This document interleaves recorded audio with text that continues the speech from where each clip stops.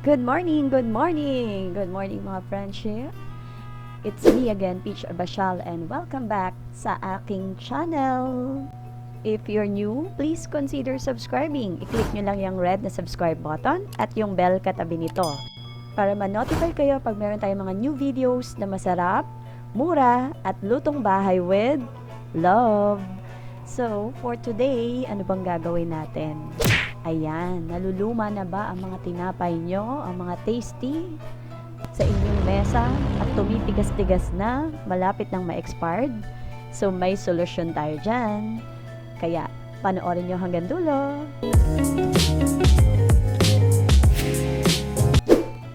Excited na ba kayo sa masarap na breakfast? Nako, from now on, I tell you. These are the ingredients. So, kailangan natin syempre ng tasty or any bread na meron kayo dyan ha, yung monay, na palumana. So, pwede na po yan. Basta, wag namang may amag ha. We need butter, eggs, and garlic. Syempre, cooking oil and salt. Let's now prepare our garlic. So, painitin natin ng ating pan at ilagay na natin yung ating butter.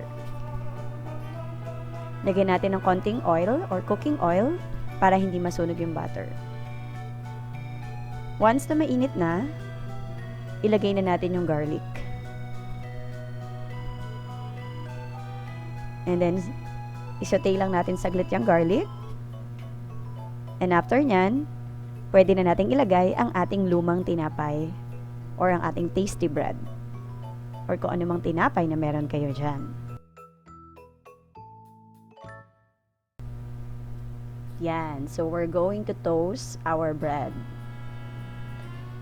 Pen de Sara, pen de cuchillo de almacen. How. Ay, nako. Kung ano naman sa utak ko. At ngayon, ayan. Oh my gosh. Baligtarin natin. At ayan, makikita nyo, oh. Parang golden brown na siya. So, depende kung gaano ka-toast ang gusto nyo. Kayo yung bahala. So, i-check nyo lang from time to time ha. Mga low fire yan ha. Low fire. Tapos, siguro mga 3 minutes, 2 to 3 minutes ko yan ginawa. And then, napakasarap niyan. Oh my gosh. At kung may lulutuin pa kayo na another bread, maglagay lang ulit kayo ng butter and oil. Kasi nasip-sip na nitong first batch natin yung butter and oil. Para malasa pa rin yung mga next na bread na lulutuin nyo. At ngayon, i-prepare na natin yung ating eggs at gagawa naman tayo ng soft-boiled egg para perfect ang ating breakfast. Magpakulo ng tubig sa isang kaserola and make sure kumukulo na yung water bago nyo ilalagay yung egg. So, ito ang technique para magkaroon kayo ng soft-boiled egg. So, dapat kumukulo na siya, so boiling water, and then tsaka nyo ilagay yung egg. And maglagay kayo ng timer for 5 minutes only.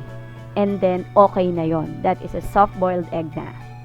At yung nakikita nyo ngayon sa screen, ayan ang strategy or technique ko para hindi mabasag ang itlog. Kasi natatakot ako kapag kamay ko lang yung gagamitin tapos ilalagay na yung egg. Baka mapasok ako dun sa water. Kaya gumamit ng malaking kutsara or sandok. O, tip yan ha. Kasi pag di naman ako gumagamit ng mga ganyan, nilalagay ko lang ng kamay ko, tumatalbog, so nababasag yung itlog lagi.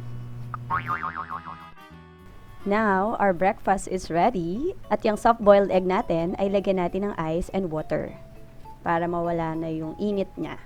Para perfect pa rin yung egg yolks natin, 'di ba? Yung malasado. So yan, tayo yung magkape na. Wow, sarap naman. That is Starbucks brewed coffee. Alam niyo bang habang ini-edit ko to ay nagugutom ako at gagawin ko yan after ng editing na to. Kayo din ba? I-comment niyo mamaya ha kung nagugutom din kayo pag habang pinapanood niyo ito. Okidoki, thank you so much for watching mga friendship. Ang sarap-sarap niyan. Oh, look at the egg yolks. Yan ang soft-boiled egg. Siyempre meron akong pabaon sa inyo mga friendship. Life is 10% of what happens to you and 90% of how you react to it. Thank you so much for watching. Hope you like this video. Please comment down below and subscribe to my channel. Thank you and God bless us all. Bye-bye!